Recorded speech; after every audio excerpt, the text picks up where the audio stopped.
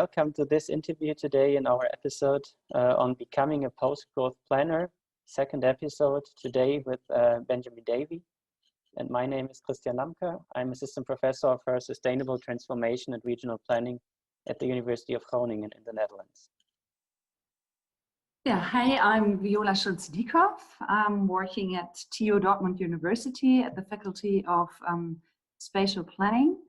Our focus mainly on transformative practices and actions. I'm part of the collective of post-growth planning, and this is our session, which is part of this collective. Hi, and I'm Ben Davy.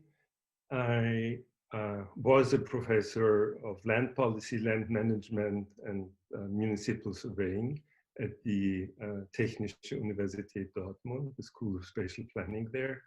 And I'm now a visiting professor to the Faculty of Law of the University of Johannesburg, although due to COVID-19, I know I shouldn't have mentioned it, due to COVID-19 online, mostly. Okay, thank you. So let's start with a very tricky question. So just in general, maybe not now, as many planners will do their work a bit differently, maybe today than the last years and decades. But how would you describe a typical planner today? So as an individual, who is the typical planner? I would say that planning is one of the disciplines that does not have a clear-cut profile, and graduates from planning schools can work in very many fields. They can work with physical planning, they can work with transportation planning, they can work in real estate, they can work with municipal governments or regional governments, but also with businesses. So in that sense, I do not believe that anybody is a typical planner. If I would try to express in a concise way what I expect from planners, I would emphasize the ability to think laterally and to be able to use knowledge from several disciplines. So that's what the minimum of interdisciplinarity constitutes. I would expect them to be curious about very complex situations and not frightened in the face of complexity. And probably I would expect a typical planner to be interested in coordinating situations where there are a lot of conflicts and conflicting interests. What would you say? Like we talk about post-growth planning. You say there is not this one typical planner, so it's hard to think about how to change planning thought and how to think in new directions. Why is it so important to understand what still hinders planners to think towards a post-growth direction? I guess I would have responded to that question very differently in September, October 2019. In September, October 2020, I would emphasize that we have just over the past months watched how quickly everything can change. 2019 and earlier, everyone who wanted to discuss post-growth planning heard possibly the argument, oh, this is not possible, this is politically difficult, we cannot change everything, people will not follow that line of thinking. And then came the coronavirus and everything changed. Suddenly there was no air traffic, cars stopped, factories were closed, people were starting to work from home, children were not allowed to go to the kita any longer or to school and had to learn at home. And there were so billions of euros or dollars were raised for all sorts of packages. If you think about how difficult it is or was to finance climate change policies or to fight world hunger. Much more people die from hunger around the world than from COVID-19. And it's impossible to solve that problem, to muster the funds necessary to fight world hunger. But it was necessary, it was possible to muster the funding and finance for COVID-19 measures, for these packages, for Kurzarbeit. I don't know what that is in English. And this is something that post-growth planners should think very, very hard about. What is it that makes COVID-19 different from world hunger or malaria? And how this understanding can be used to promote post-growth planning. You probably have thought about this question already. So if I ask you to go a little further, of course, that's not like scientifically proven what you probably will continue about now. But what do you think is different? Because it's a very it's probably also a very tricky question because of stating and a question that is very closely connected to values as well. Yes, it is. I believe the difference between world hunger and the coronavirus is that everybody knows how it is to feel hungry and what to do against it. If you are hungry, you have to eat. But in March 2020, nobody knew about COVID-19. You didn't know if you touch a door handle, will you get sick in the next moment? Or if you go to a restaurant, or if you walk and there's somebody else walking 100 meters from you, is that dangerous or not? It took us several months to learn how to behave in the face of COVID-19. And during that time, I think there was a huge amount of solidarity and reasonableness because people were afraid. They were afraid in the face of huge uncertainty. Things were different in different countries. So in India, it was different from Texas, and in South Africa, it was different from Israel, and in Germany, it was different from the Netherlands. But one thing people shared was this enormous amount of uncertainty. With regard to world hunger or to climate change, people do not fear in the face of uncertainty. There are people who are afraid of climate change, but many people are not. Now that we have learned more about the virus, people get restless. They stop wearing face coverings. They stop distancing. They go to marriage celebrations and they let their kids play with infected people. And then maybe they are surprised if they learn that, oh, there was an infected person present. But basically, people have started again to take a lot of risks.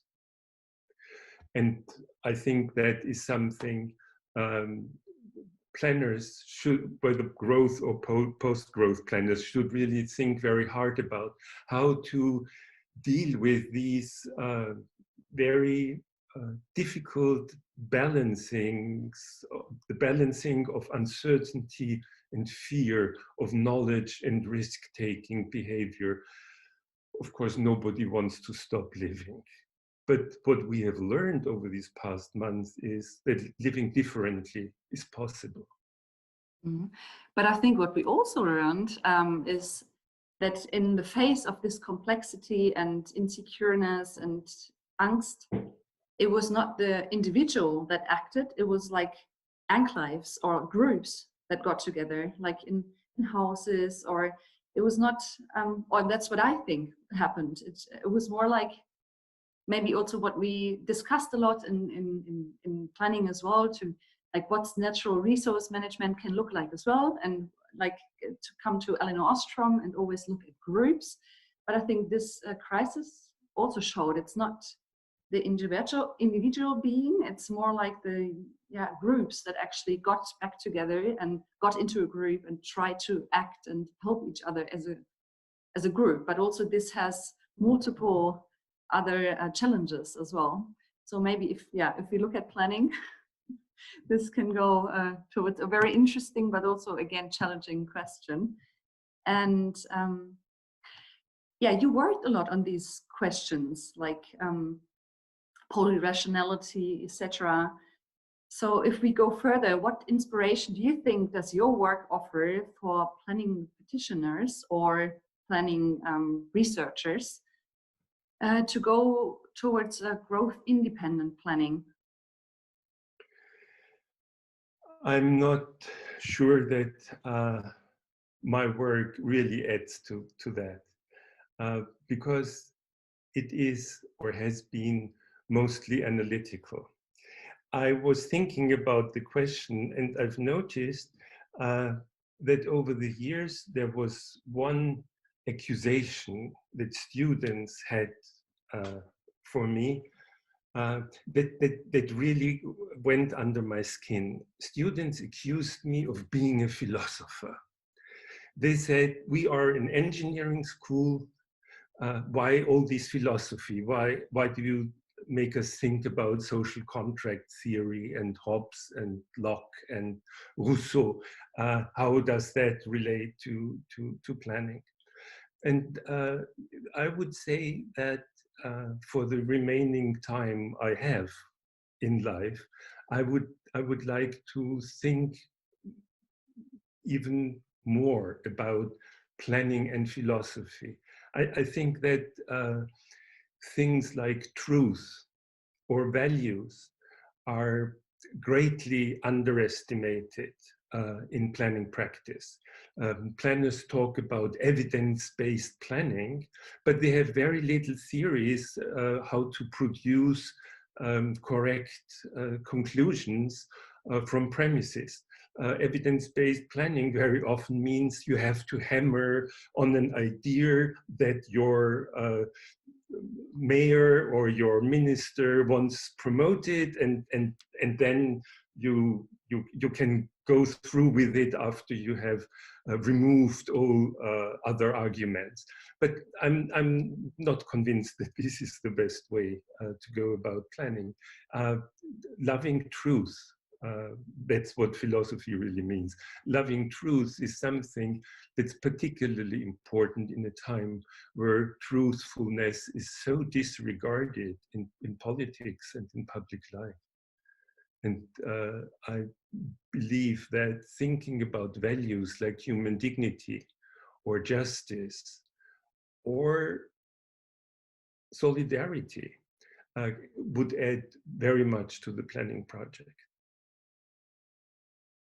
So what you say today is kind of a really good point to take that window of opportunity to talk more about individual dignity, about solidarity, and to take that a step forward that maybe make even students more attracted to philosophical thinking. Yeah, I think that what we have just seen is an enormous effort to promote human dignity by avoiding what philosophers call the trolley problem. The trolley problem would have arisen to public health, to the health system, if doctors would have been forced to decide who is going to live and who is going to die. In North Italy and in Spain, there were situations where doctors had to make these decisions, and guidelines were issued saying that doctors should take a utilitarian view and look at not only saved lives, but saved lives times expectancy. So younger people would have been preferred for ventilation over senior citizens. And that is, of course, a huge violation of human dignity.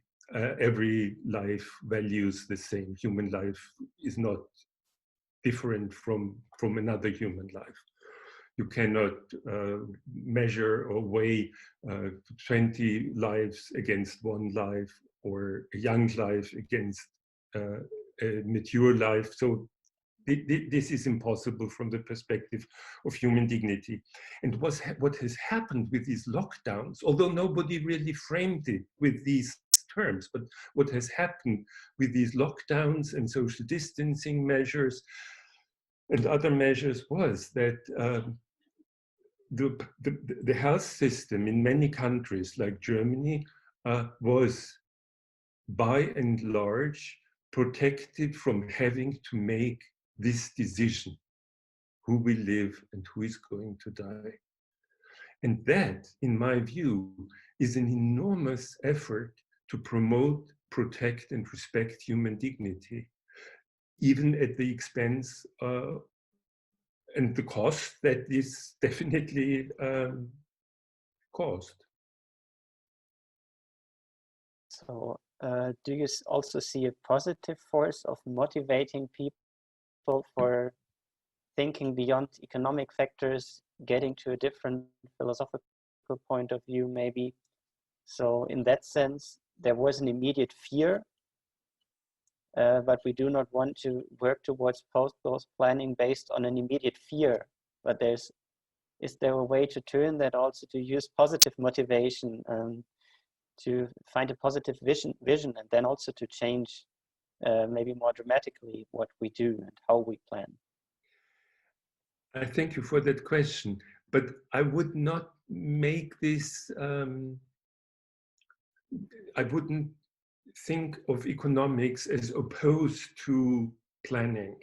I rather believe that economics should be part of planning and should not be an enemy, something that planners always oppose. And it often looks like that, no doubt about it.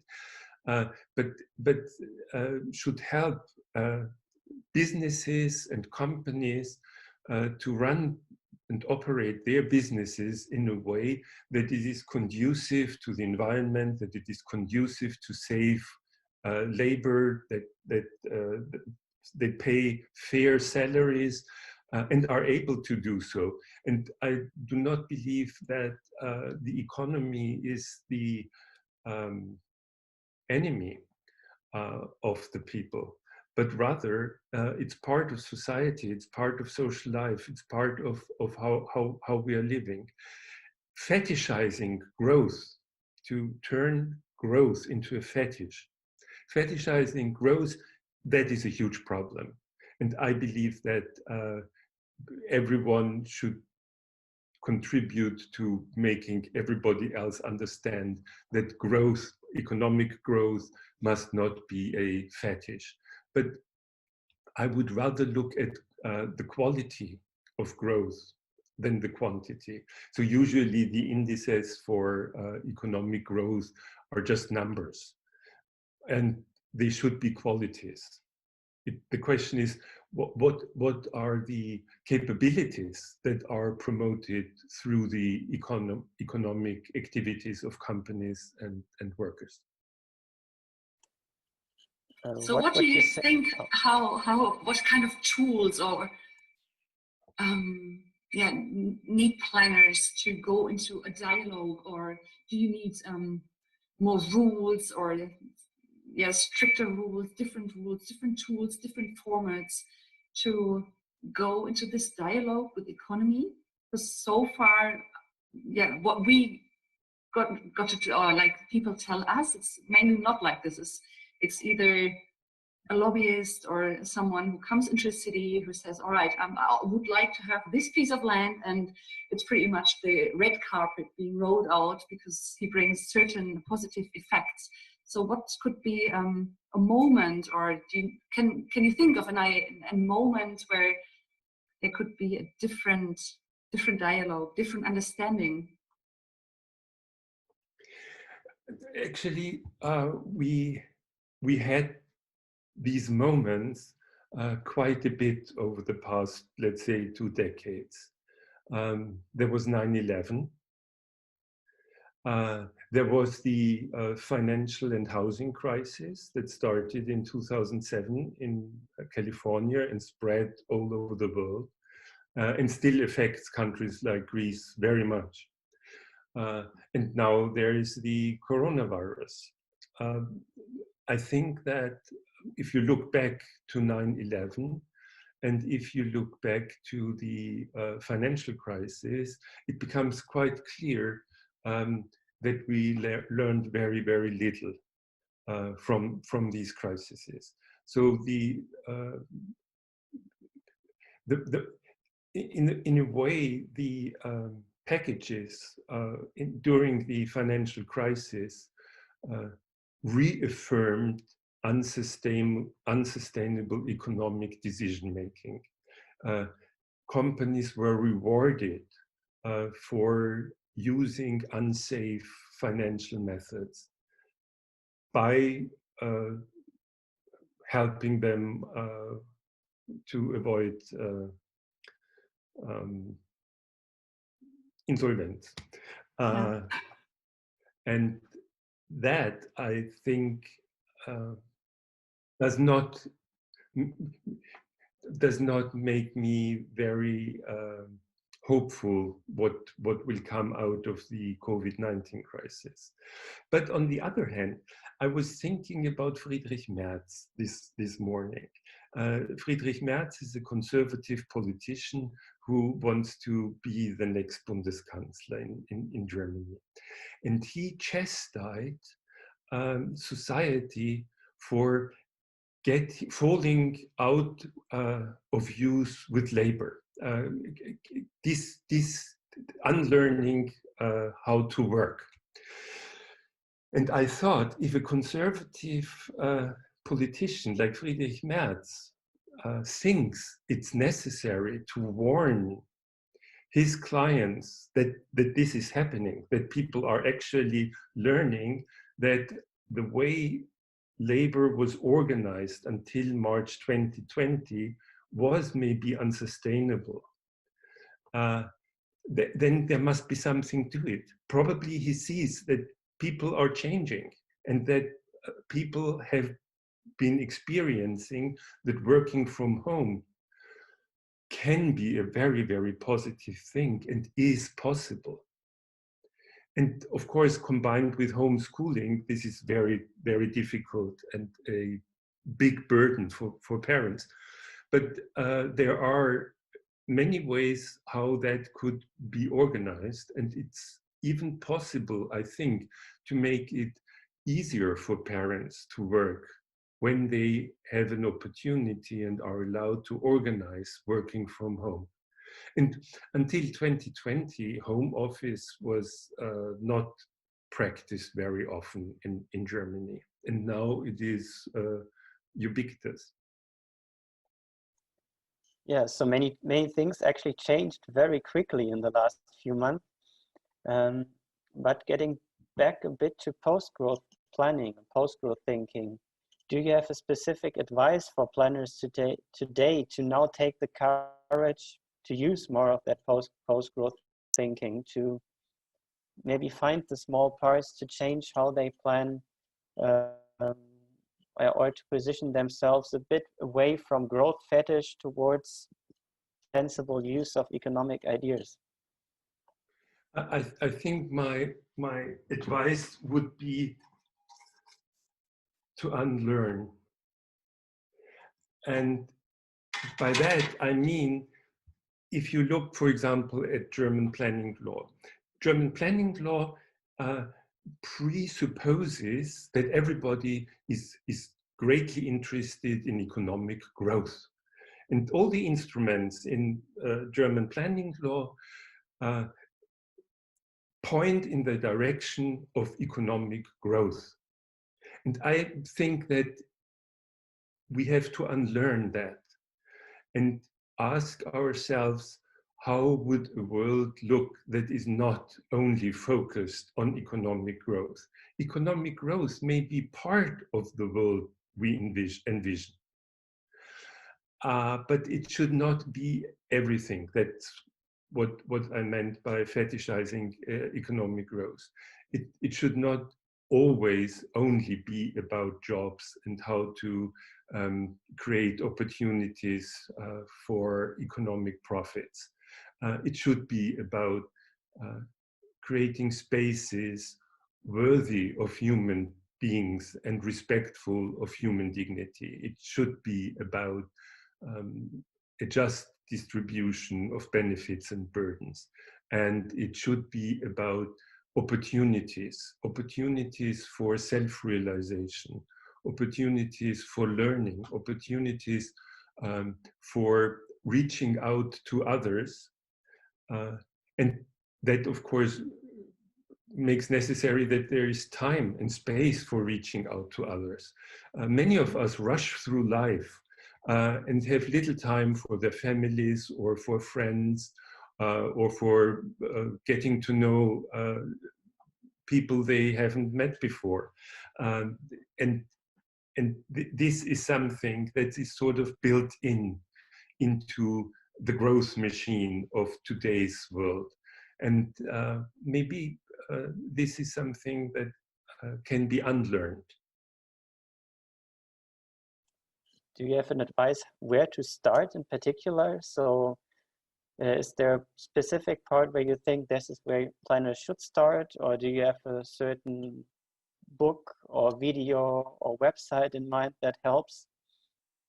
Apart from your work and projects, I would say everybody has to start with herself or himself. Okay, thank you. So we are getting towards the end, but I will not end before we ask you to finish a short sentence that is post-growth planning is. Thinking about quality, not quantity. Thank you. You're welcome. Very short final statement.